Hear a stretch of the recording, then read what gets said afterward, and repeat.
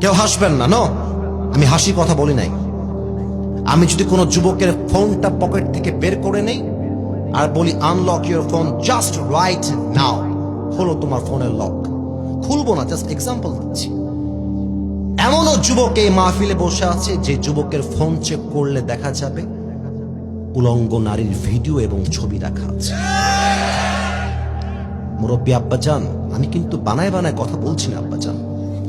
এখানে অনেক যুবক বসে আছে যে যুবকটা আজকে বৃহস্পতিবার ফজর থেকে নিয়ে এসা পর্যন্ত এক ওয়াক্ত নামাজও পড়ে না, এখানেই বসে আছে।